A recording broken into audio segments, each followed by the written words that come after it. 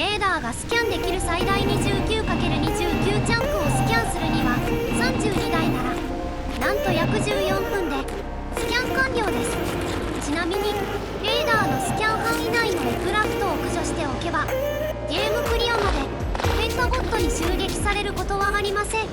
苦手を克服、完全攻略、グレバが楽しくなる爆速スタート術。事前に苦手な惑星はどこか皆さんにアンケートさせていただきましたところ、堂々の第1位はグレバ。アンケート回答をしてくださった皆様、ご協力をありがとうございました。そこで今回の動画はファクトリオに4800時間もの人生を捧げてしまった私徳蔵が皆さん苦手なグレバの攻略方法について徹底的に解説していきます。ベテラン工場長さんはもちろんのこと、初心者や中級者の皆さんまで楽しんでいただけるよう随所でいろんなテクニックや遊び方をご紹介していきます。この動画を通じて皆さんと一緒にレベルアップをしていけると嬉しいです。コメント欄でみんなで盛り上がっていけるととっても嬉しいです。長編動画となりそうですので、ぜひ忘れないうちにチャンネル登録と通知の設定をお願いします。さて早速ですが、今回はまず序盤にエクラフトを駆除してゲームクリアまで襲撃が一切なくなるようにして、次にバイオチャンバーの驚異の生産ボーナス 50% を実際に使って体験して、最後に素材が腐る前に直接投入するテクニックによるバイオ有剤の安定供給ラインを建設します。ここだけ見たいという方は概要欄の目次をクリックしてください。それでは本編スタートです。ぜひ最後までご覧ください。チャプター1、驚異の14分。レーダー32台で一斉スキャン。ここからはグレバの先住民の巣エッグラフトを駆除していきます。40メガワットもの電力を確保できましたので、大量のレーダーでマップをスキャンします。まずレーダーを大胆に32個ハンドクラフト。次にこんな感じで設置すれば完成です。レーダーの消費電力は300キロワットですので、32台で約10メガワット必要です。給熱等の発電所で40メガワットの電力を確保しているため全く問題ありません。ちなみにレーダーは100秒で3チャンクのスキャンをしますので、レーダーがスキャンできる最大 29×29 チャンクをスキャンするには32台ならなんと約14分でスキャン完了です。またレーダーが1チャンクをスキャンするには10メガジュールの熱量が必要です。これはゼリーナットに換算すると1つ分の熱量ですが、給熱等なら熱効率が 2.5 倍ですので 29×29 チャンクをスキャンするには約300個のゼリーナットが必要となります。なので給熱等4台多すぎないと思った方もいらっしゃったかもしれませんが、私はいつもこうやって4台の給熱塔を設置して燃料を補給する手間を省いています。チャプター2、もう襲撃に悩まないエッグラフトを完全駆除。レーダーによるスキャンが終わったのでエッグラフトの駆除に出発です。まずマップを確認してエッグラフトの位置を把握します。オルトキーを押しながら右クリックで目印をつけられます。目標までの距離も表示されるのでとっても便利です。次に貫通ショットガン弾薬をハンドクラフトしたらいざ出陣。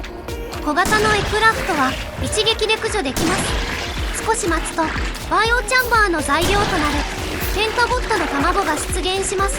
忘れずに採取しましょう。ちなみにエッグラフトを破壊すると出現するリグラーは50秒経つと自然消滅するので駆除する必要はありません。この大きなエッグラフトはペンタボットに守られています。そのため少し近づいてペンタボットを引き離し、その隙にショットガンで破壊します。強化外骨格を6個装備しているおかげで足の速いストレイファーからも楽に逃げ切れます。ヒットアウェイ戦法です。こちらも少し待つとペンタボットの卵が出現するので回収しましょう。ペンタボットの卵は30個もあれば十分です。インベントリで卵がかえって大型リブラーになると厄介なので、不要な卵はそのまま放置していきます。ちなみにゼリーナットを使えば移動速度が 150% にアップ。ペンタゴットから逃げやすくなります。残りのエクラフトも同じ手順で次々に駆除していきます。ちなみにレーダーのスキャン範囲内のエクラフトを駆除しておけばゲームクリアまでペンタゴットに襲撃されることはありません。進化係数が小さいうちに駆除しておくのがおすすめです。チャプター 350% 増バイオチャンバーを使ってみよう。ペンタゴットの卵が集まったのでバイオチャンバーを作ります。まず組み立て機から作りためておいた埋め立て地を回収します。次にゼリーナットとユマコを採集します。最後にハンドクラフトで腐敗物から栄養素10個を作ります。そうするとバイオチャンバーがアンロックされるので一つだけハンドクラフトしましょう。バイオチャンバーが完成したら設置します。せっかくなので生産効率モジュールと生産速度モジュールを挿しておきます。それではバイオチャンバーの使い方に慣れるためにバイオチャンバーを使ってバイオチャンバー自体を生産してみます。まずユマコ処理にレシピ設定して、そして材料を投入。バイオチャンバーは電気ではなく栄養素で稼働します。次に栄養素ユマコのマッシュにレシピ設定して材料を投入。少し待ちます。さらにゼリーナット処理にレシピ設定をして材料を投入。少し待ちます。同様にバイオ有剤にレシピ設定をして材料を投入。少し待ちます。最後に栄養素バイオ有剤にレシピ設定して材料を投入。栄養素を繰り返し回収します。最後にレシピ設定をバイオチャンバーに変更して材料を投入するとバイオチャンバーの生産が始まります。バイオチャンバーの生産ボーナスは驚異の 50%。 少ない材料からたくさんのアイテムを生産できてとっても楽しいですよね。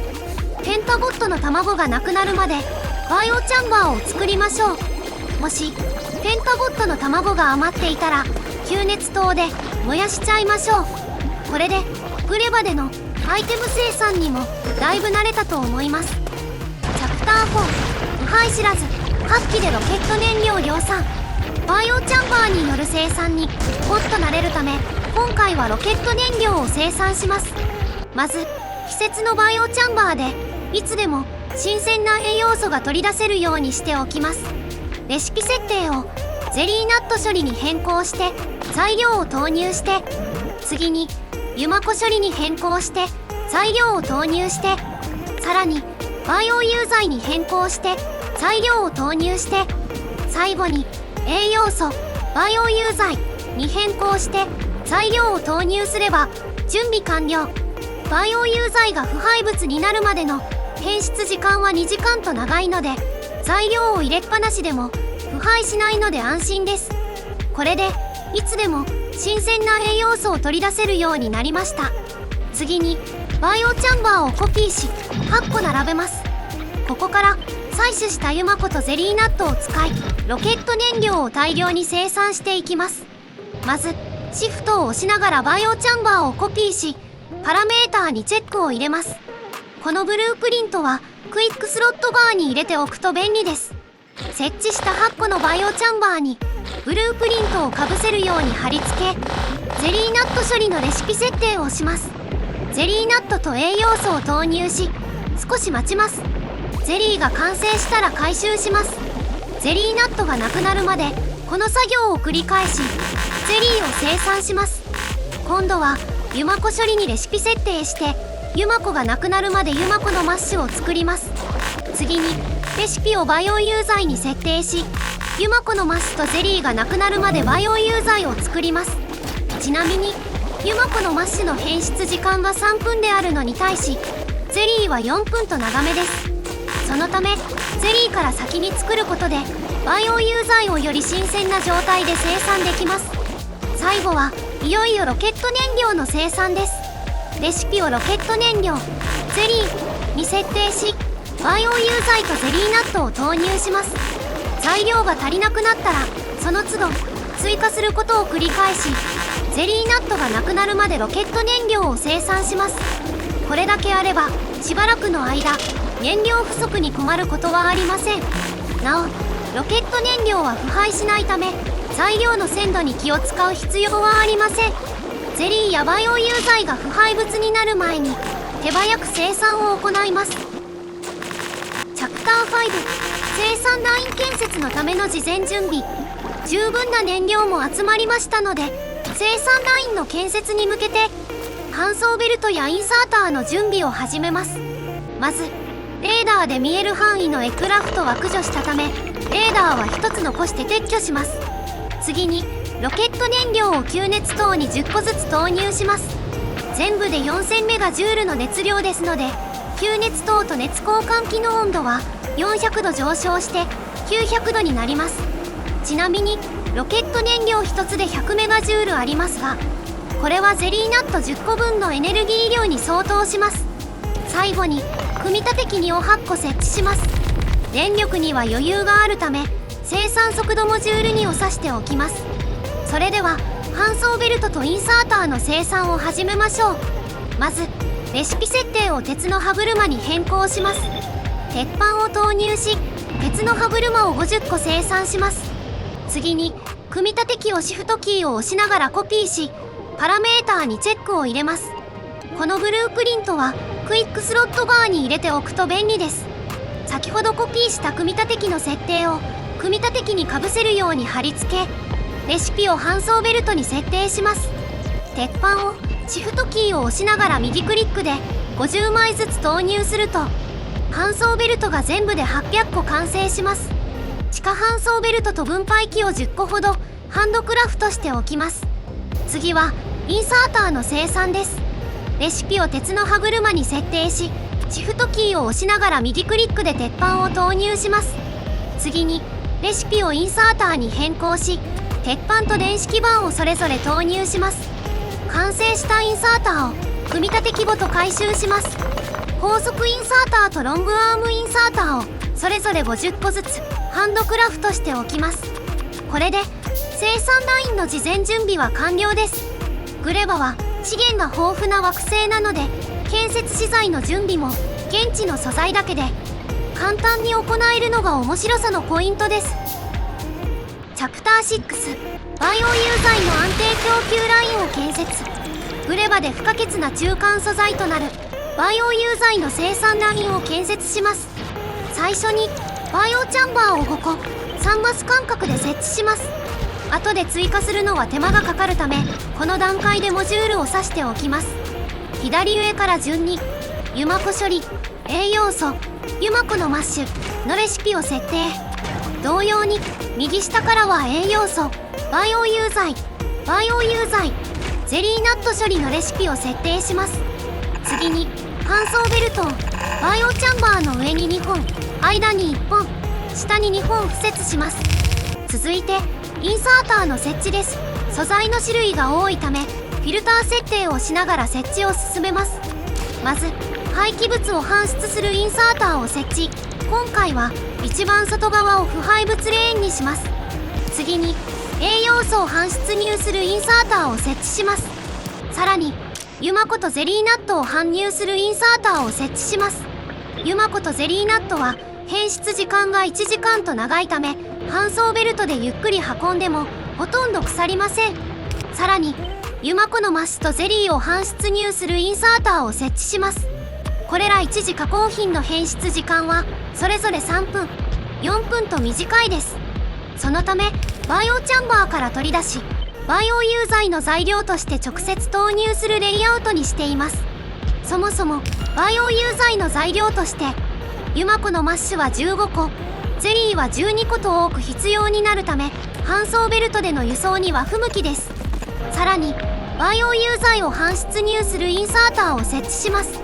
ちなみにバイオ融剤の変質時間は2時間、原料のユマコやゼリーナットよりも長持ちです。このようにグレバ固有の資源が持つ特徴を理解して生産ラインを組むことが攻略の近道となります。最後に地下搬送ベルトや分配器を設置するなどラインを調整すれば完成です。腐敗物でラインが詰まらないようフィルター設定をした分配器を使い、腐敗物が一番外側のレーンに合流するようにしておきます。腐敗物は後ほど材料として大量に使うため、このようにチェストに備蓄しておきます。採取したゼリーナットとユマコをそれぞれチェストに投入して、手作業で作った栄養素をバイオチャンバーに入れると生産ラインが動き始めます。今日はここまで。今回の動画はいかがでしたでしょうか？なるほどとか面白いと思ったテクニックはいくつ見つけられましたでしょうか？動画制作の励みになりますので、ぜひコメント欄で教えてください。またファクトリオで遊んでみようかなとか、もっとこうしたらうまくいくんじゃないかななど、少しでも皆さんの気づきになることをご紹介できていればとても嬉しいです。この動画でお知らせできなかったテクニックはショート動画でもご紹介しています。もしよろしければ再生リストからご視聴ください。この動画が参考になりましたら嬉しいです。ぜひいいねとチャンネル登録をお願いします。また次の動画でお会いしましょう。皆さんも試してみてね。